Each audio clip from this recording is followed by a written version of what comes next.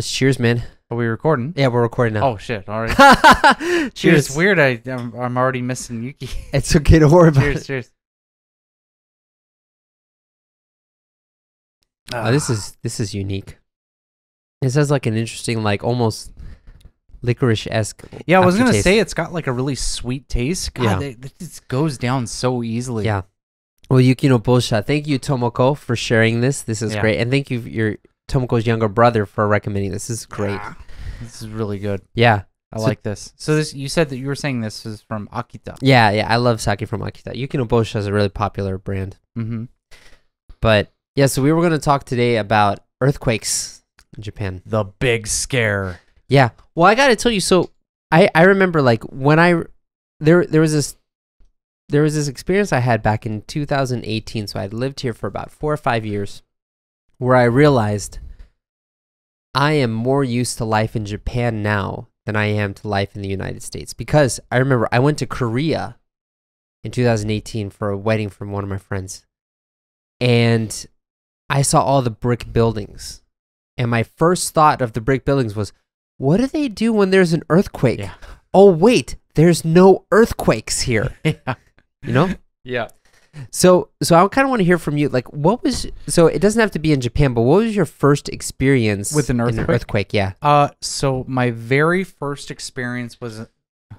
Sorry, I keep moving away from the mic. It's okay. My very first experience with an earthquake was, or that I can remember, was I was in 5th grade. Mm-hmm. So was that 10 years old? Yeah. Something like that. Yeah. Right. I was in 5th grade, and at my elementary school, the 5th grade, like I think our school was getting remodeled, Mhm. and so we got put out into these portable classrooms. Mm-hmm. Mm-hmm. So they're these like kind of cheap wooden classrooms that are Mhm. kind of like raised up on stilts. Yeah. Right. And at the time, Seattle had a big earthquake for Seattle, right? Oh, Which like was, earthquake warning. Like there was going to be an earthquake. no, right? no, no. Like when I was Oh. in class, we had Okay. a big earthquake, and I think it ended up being like on the Richter scale was like a 6.9 or Oh, wow. something. Okay, that's a Like big it was a substantial earthquake. A lot of buildings got damaged. one. Mhm. I don't think there were any deaths, Yeah. luckily, but it was a very noticeable earthquake, and like our building shook for like 5 minutes straight. Okay. Wow. And I remember none of us were scared. I think most of the kids were just like really confused, like why is the building shaking? Why is the building shaking? Yeah. And it was really weird being on the portable because, like I said, we were on these stilts. And so after the earthquake stopped, like the stilts were still swaying back and forth. Okay. So it was like a really weird sensation. And then after that, like I never experienced earthquakes. Like, Okay. because Yeah. Seattle, In Seattle. Yeah. yeah, because like Seattle's kind of a weird place because actually, we're also on a fault line, just like Japan is. But the difference is the fault line in Seattle is located just a little bit out into the ocean, Okay. whereas like the fault line in Japan's like basically runs along the coast, Yeah. right? It's very similar to California. California has frequent earthquakes, Okay. just like Japan. And so moving on, like I remember when the huge earthquake in 2011 happened. So I was in the Marines at the time, and I was stationed down in California. Mm-hmm. And I don't remember. Maybe I've told this story like I don't think before so. on- okay.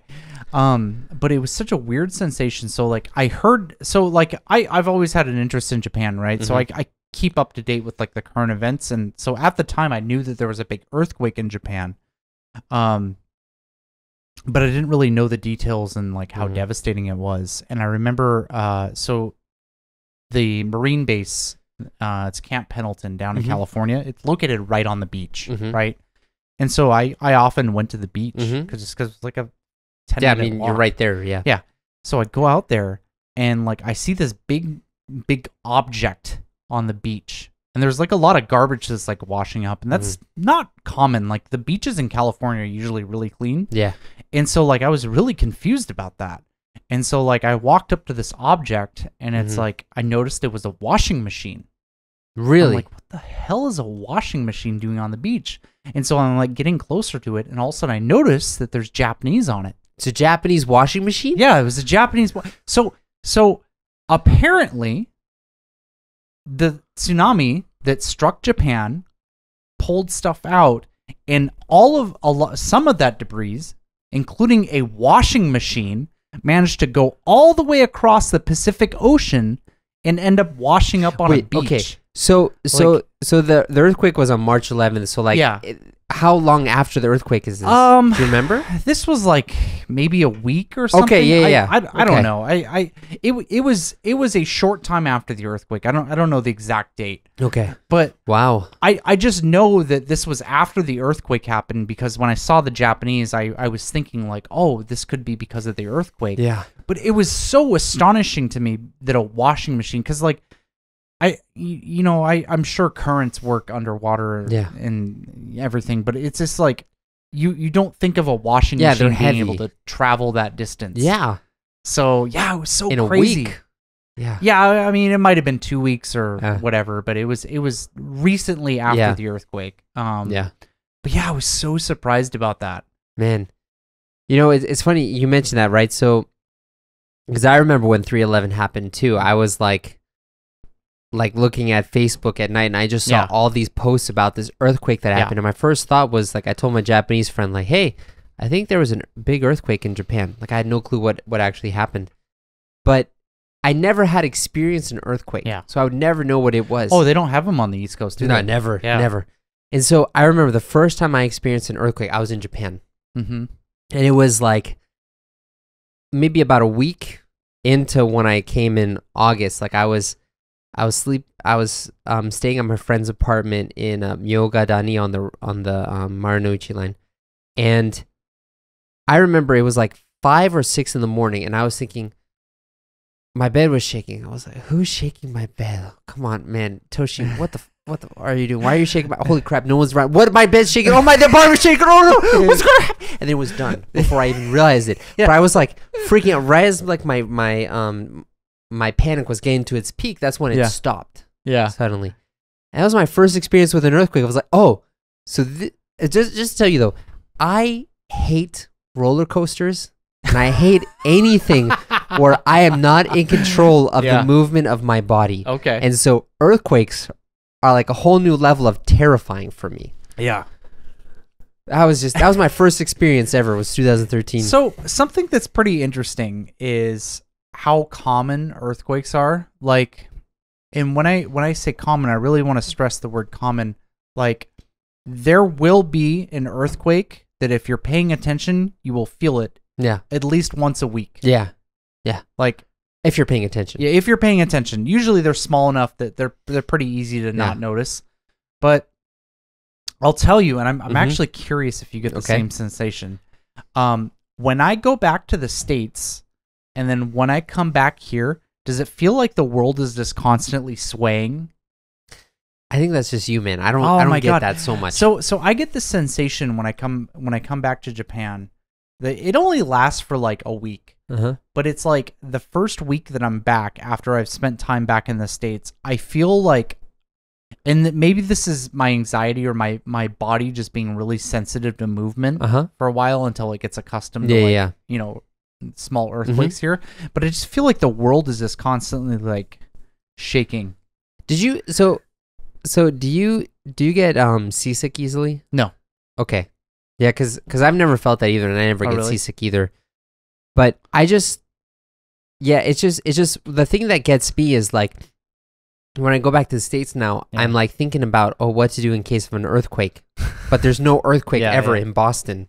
Yeah, But I'll tell you, one of the weirdest experiences I had, well, not the weirdest experience, but like the most impactful experiences I've ever had was I was at the Tsutaya in at the Shibuya Scramble. So right above, I was at the Starbucks above the Tsutaya. And this is like, what, 4th floor or whatever. I remember there was an earthquake. And then the building started to sway like a tree. And I remember being inside the building and seeing the scene in front of me moving. Like, not fast. It was like very slow. It was like what you'd expect, like a weeping willow tree, kind of like swaying in the wind and stuff. Yeah. I was just like, holy crap, this thing is moving, and I'm like moving too, but no one else cares. It's only me. It only seems like it's me that's noticing this, and like, don't you guys worry about what would happen if this building tilted over because of it? But no, they have enough earthquake support, you know? Yeah. So I remember maybe it was someone else I was having a conversation with this, or maybe it was with you. I don't remember, but I had it explained to me because I've known this at a surface level that skyscrapers sway, but at least from my understanding is the skyscrapers here in Japan are built to, withstand earthquakes. So they're actually able to like tilt at like an insane degree. It's like, I don't know what degree it is, but it's like, it's like where it looks like it's almost bending over. Yeah. And that's totally normal. And the building can withstand that stress. Yeah. Yeah. Yeah, it's kind of amazing, like the architecture here, like building buildings to like withstand that, you know? Yeah. Because like when I think about it in the States, you know, like the worst thing that happens in Massachusetts, where I am, especially now that we're at we live at the bottom of a hill next to the ocean, is floods. Like that was the worst thing that would happen to us is floods. I mean, also we would get a lot of thunderstorms, you know, blackouts and stuff like that, but like never tornadoes, never earthquakes or anything that was like big. Like one thing that's kind of interesting to me is I feel like on the news here in Japan, you get so much information about natural disasters. Like, there's a typhoon coming through, be careful. Oh, there's an earthquake, be careful. Like, every other week, it seems like there's something to be careful about, mindful about, right? Yeah. Or like even in the summer, it's super hot. Be careful of heat stroke, you know, get your... Whereas in the States, it's like, well, where I'm from, there's a hurricane coming. Careful. We named it Arthur this month. No, it really rings out, like you mentioned, the heat stroke thing, because something they do every night on the news during the summer here is they'll show like the infrared of Tokyo. Have you never seen those? No, I don't really watch TV. Oh, okay. Oh, that's fair. So they'll show like a common place they'll show is like Shibuya. And they'll show like basically they have like a satellite or maybe just a camera on a helicopter like looking down on Shibuya. And so it's an infrared camera, so it's actually able to pick up like the temperature of what the sidewalk is. And so they'll be like, hey, this place is actually really dangerous for people who are vulnerable to heat strokes during the summer, so you should avoid going to this area. You should go to like these areas over here. You can see on our camera that it's actually colder in these spots. Yeah. I remember the first time I noticed that was maybe last year or the year before, and I just remember looking at that being like, damn, that's so cool that they're able to like look down and see these infrared cameras and be like, okay, well, this is a hot spot, so just go here and here. Like, you know, the depth of the public safety announcements that they make here is quite astounding. You know, like, because I remember watching on TV in the summer where they were talking about, no, it was in the winter. Sorry, it was in the winter, because I was in Niigata, you know, snow country. Yeah, and they were talking about be careful to not get into the bath too fast because you will lose consciousness and maybe drown. Like they had a whole special on that about how like, and it's funny because I almost I experienced a little bit of that, because what happens is it's so cold, so your blood flow gets restricted. When you go into the hot water, your arteries and veins open up, so then the blood like rushes around your body and you can lose consciousness easily. Yeah. And I was just thinking, like, in the States, no one would make an announcement about, be careful, this might happen to you. It's just kind of like, hey, you're on your own. Don't be an idiot. Don't be an well, not even that. It's just like, we just don't even care, you know? No.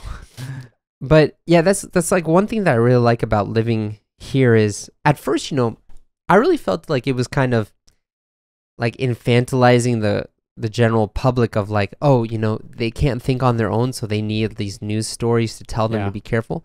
But now I see it, and it's really kind of considered. Like when you go to the vending machines, well, of course they have a business motive, whatever, but like talking about being aware of heat stroke and staying hydrated, you know, I kind of appreciate those things now. Or even like in the in the trains, like they'll have, depending on the area, they'll tell you, oh, this area has really strong UV light because of the sun, so you might want to be careful. Yeah. It's like, it's just like a whole new level. It's pretty neat.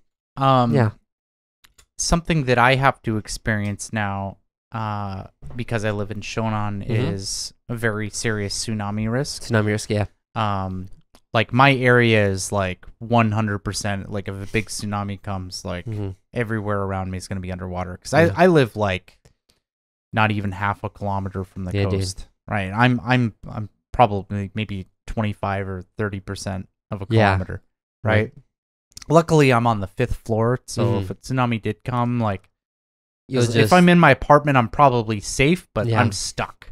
Yeah, right, because the power will shut off and you'll be stuck. So I'll probably be sharing my apartment with the residents of the floors below me. Yeah. But I'm more or less safe. But one thing that I think is really cool is if you go to the beach, just how many like sensors and alarms and stuff there is like at the beach. Yeah. I mean, if you look out in the horizon, you'll see like there's these little sensor towers that are up on like little small rock islands.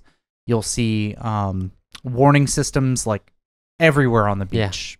They're super close. They're easy to notice. There's there's signs everywhere on the beach. There's even some like high-rise areas that are like, hey, this is not an ideal spot, but if there's a tsunami here, just go to this spot and probably you'll be okay. Yeah. You know? So like it's really cool just how much like safety there is here. Cause like, you know, I don't want to throw other countries under the bus, but like you hear of like natural disasters, in other countries in Asia, like tsunamis happening. I had a friend, or actually he's a coworker, who experienced a huge tsunami in Thailand. Okay. I want to say it was like, I don't know, 10 or 15 years ago, but apparently like tens of thousands of people died from the tsunami. And he was explaining to me how it was a really weird sensation because like the earthquake that caused this tsunami wasn't on the land, so they didn't feel an earthquake, right? And he remembered it being really quiet, and then all of a sudden he just heard screaming. And so he like ran outside he was staying in an apartment at the time. He ran outside his apartment, and this is, I forget where in Thailand this was, but it was somewhere on the coast, right? And it's in this resort town. And he was on like the 6th floor of his apartment, and the water was up to like the 3rd floor. Wow. And he remembered because like he went out to the balcony like a few minutes ago, and the streets were swarming with people. And he looked down the streets after the water came, and there's no one there. Yeah, right. And so, you know, it's kind of presumed that a lot of them got washed out to sea and stuff, right? But he was just explaining how like there was just no warning at all. It just came and just surprised everybody. Yeah. And so it's like hearing about that, it's like I feel really lucky to be in a country where we do have warnings. It's like you could be anywhere in Japan, and I guarantee you there is a 0% chance that you won't have a warning that a tsunami is coming. Yeah. Like as soon as they detect it, that area is going to be notified, and they're going to be trying to get people out of that area. Well, what's amazing about the notification is like they have access to your cell phones. Like you've gotten that whoop, whoop, whoop, right? Yeah. And so like in the States, that would be considered like an invasion of privacy or whatever. But like it's weird because I took my American-made phone to Japan, and then I just get this super, super loud earthquake warning. Yeah. You know? Yeah. And it was just like, it woke me up in the middle of the night. It was terrifying because it was so loud, but it woke me up right before an earthquake happened so I could prepare with my kids, you know? Yeah. And like it's, the notification system here is so developed. It's kind of amazing how detailed it is. Yeah. You know? I will say regarding those phones, they're obnoxious, but they should be. Yes. It's an alarm, so it should be annoying. Yeah. But one thing that I think that they could improve on, if you earthquake people are watching our channel for some reason. Yeah, the Japanese government listen. So you are a person who speaks Japanese. Yes. I'm a person who speaks a fair amount of Japanese. Yeah. I would say I'm like conversationally fluent, right? I know a lot of foreigners here who don't speak any Japanese at all, right? And I don't know if you've looked at the messages they send, but it's this giant wall of text all in Japanese, right? And I think if there's one space that they could improve on, it's making it a little bit universally friendly. Yeah. For people like, if you do have tourists here, if you do have foreigners here who are visiting and they get this message alert, that they can, maybe there's like some pictures or something that can help them like understand why their phone's beeping. Well, so you know what I mean? Yeah. So I remember like one time, maybe, I don't know, last year or something, there was a pretty large earthquake where they had like a boop, boop, boop, jishin desu, boop, boop, boop, jishin desu, right? So they have someone saying that, oh, there's jishin desu, right? Yeah. So you could just say, jishin desu, earthquake. Boop, Yeah, boop, or boop, something jishin like desu, that, right? earthquake, right? Yeah, Something like that, yeah. Yeah. Yeah, I mean, because like, so that's another thing that's kind of interesting, So like, there's so many announcements in the Japanese subway. Yeah. That it almost sounds like there's almost always an emergency because like in the States, it's true. like you only really get the conductor talking when there's an emergency, right? Yeah. And so you don't really know what to listen to, but like if you could just have like an English announcement with it, that would make things a lot easier. Yeah. No, it is true. Like you'll get something where it's like, I'll tell you what happens pretty commonly on the Tokaido line. That's the train line I take. Is the emergency brake gets pulled. Oh, really? Okay. Not because there's an emergency, but because there are so many trains on the Tokaido line that sometimes they have to pull the emergency brake because the train in front of them hasn't left the station yet. Oh, really? Right? So the conductor doesn't just put on the brake, you have to pull the emergency brake? Well, it'll be like something where like the train gets delayed, so they have to pull the emergency brake to make sure that they have enough stopping time before they hit the next station. Oh, I see. So it happens probably when I'm riding the train maybe twice a week. Okay. Right? Okay. It's common enough to notice it. And they'll make an announcement on the train and be like, the emergency brake has been pulled. Please brace yourself and prepare to stop. And so it's like the mentality of it's like, oh my God, we're going to impact with something. Just hold on for dear life.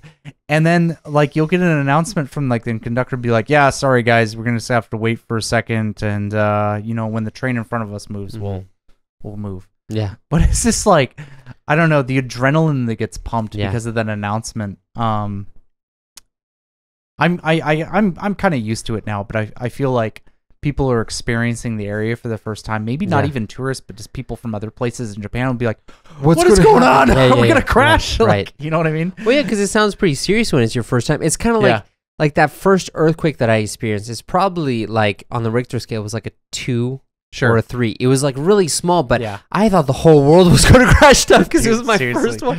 No. Yeah. So, but yeah, just like I like the fact that there's so much notifications for like a serious earthquake and stuff or some sort of disaster. Like when in 2019 when the Tama River was about to overflow, I got a lot of notifications on my phone about that, which was great. In the end, we were safe, but better to be safe than sorry, Yeah, that was scary, man. I went through. Oh, that you were on also. that too? Yeah, well, because I lived in Magome. Which is it's in Otaku, so it's like the north side of the Tama River. It was far enough away that we didn't have to evacuate because I was on it's a really hilly area and I was on top of a hill. But we were literally the next place on the evacuation list, but like it reached its peak right before it. I see. So we were good. Well, we actually evacuated to the local middle school. I remember we got futons and we slept there for the night. And then I woke up at like 4 a.m. I'm like, that's me. It's not going to overflow. Let's just go home. So we walked home, Yeah. But yeah, like it's like, do you remember in high school when you would do like those Yeah, fire drills and stuff. Specifically, yeah, we would do fire drills. I remember, I'm going to show my age here, but you probably experienced this too. When 9/11 happened, we had to do chemical warfare. Really? Drills at school. So we had to prepare for a biological attack. What? Yeah. You never had to do No, those? I never had to do that. Oh, man. I was only doing fire drills. Oh, man. So basically what they did is that we all had to congregate into our school gym. I was in junior high at the time, and we all had to congregate into our school gym, and they would seal all the doors, close all the windows, and then everyone had to take like a blanket and put it over themselves because I guess that protects against gas. Somehow. It doesn't. Yeah. But that's the best they could do. Yeah. But yeah, so we would have fire drills, we would have earthquake drills, and we had chemical attack drills. Okay. For like that school year. Wow. Which was I only had to do fire drills. Yeah. And when my mom was an elementary school kid in the 60s, you know, they did duck and cover from like nuclear bombs. Did you ever see that? I've seen memes of it. Oh yeah. But that was like a real thing. Like I remember like I sung that song to my mom. She's like, "How'd you know that was the song?" I was like, "I watched that in a history class." She's like, "That was in your history class?" I feel old, you know. But, so something that I had to do a couple times, and I think you as an American had to experience this. Did you have to do school shooter drills? You know, I never had to do that either. Oh, really? So we had to do school shooter drills. Often, like I want to say once every 2 months or something. Oh wow, okay. It was very frequent at school, especially when I was in junior high and high school. Well, Columbine was where? Was that on the West Coast? I think it was. I want to say it was in Virginia, but I might be wrong. Maybe Columbine was in. Honestly, I don't remember. I feel like California and like West Coast has a lot of that stuff. It does. I mean, America has a lot of school shootings. So like, I'm not going to beat around the bush, but we don't have to get into that. That'll be for next time. But Japan started doing that recently. School shooters? Not specifically for school shooters, but for like knife attacks. Yes, for people invading the school. Okay. So we have started doing drills for that. And all schools in Tokyo have started doing drills for that. Recently, like in the past like 2 or 3 years, there was a change and we started doing drills for it. So now the teachers at schools have started if you ever go into a school teacher's office here in Japan, you'll notice there's this like really long pole that kind of looks like a fork at the end. And so basically, is it like a pitchfork? Kind of, yeah, but it's like 2 prongs. Okay. But it's actually a really cool device, and I forget if it was invented here in Japan or if it was in China, but it was one of the two. And basically, this is like meant for like incapacitating like a person attacking you. Yeah. And so if there's like an unruly student or if a person trying to break into the school, like basically you take this pitchfork thing and you kind of like pin them against the wall. Okay. And they can't really do anything because you're like putting pressure into the wall. And the cool thing about it is like you don't even really have to be a strong person. You can like we had these like firefighters come in and like demonstrate that like even like an elderly teacher can like hold a strong person against the wall because it's all about leverage. Yeah, right, exactly. Yeah. Right. And so it's really cool that like I was just thinking I need one of those for my son. Yeah, dude, just like pin him with, just like all right, not to me. Calm down, change his clothes now. yeah, right. But yeah, so like so we've started doing this training, and my main point for bringing this up though is like I just think it's really cool that Japan kind of gets made fun of by the rest of the world. Like for being too safe. Yeah, right. And we've talked about this on the channel before of like, you know, how like, you know, we can be in frustrating experiences sometimes because of the safety precautions that people have here, or maybe they don't have a sense of danger, so it's like maybe they're just not aware of their surroundings as much as maybe an American or a person in Europe, right? But one of the cool things here is when stuff does happen, you don't have to worry about there not being a plan. Yeah, there's always a plan. You know what I mean? Yeah. Like there's a plan for when things happen, and usually you will know where to go. Yeah.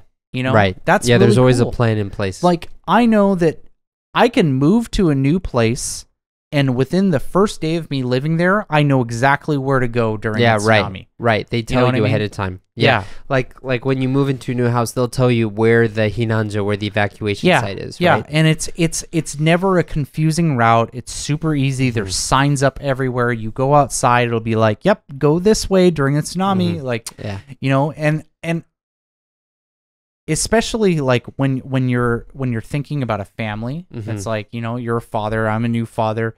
It's like I'm thinking about places where I want to raise my kids. Like this is a great place for that because I know that during a disaster, like I know where I can take my family and be safe. And that's cool. I love that. Yeah, and so even though there's a lot of national disasters and stuff here, like it still is really safe, you know? But yeah, I mean, so that's like one of the reasons why. Yeah. And you know, it's funny because my mom, you know, she came and visited for the past few weeks and she was like, this is a really good place to raise your kids. Yeah. Like she says that, you know? Yeah, yeah. So I'm happy to be here. Yeah. But I feel like we've gotten off of the topic of earthquakes a lot. We talked about a bunch of other stuff. Yeah. But I think this is a good place to cut it for today, and we'll talk next time. Sounds good, man. Sounds good. Thanks, man.